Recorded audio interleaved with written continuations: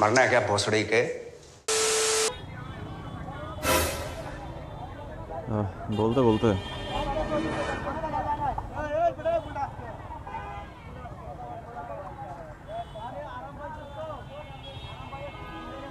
চার পাঁচ দিয়ে আটকাই দিছে দেখি আমারে।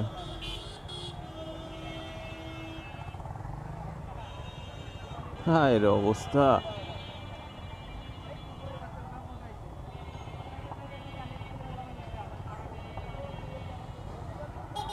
দেখেন একটা মেইন রাস্তার মাঝখানে সবগুলা উল্টা।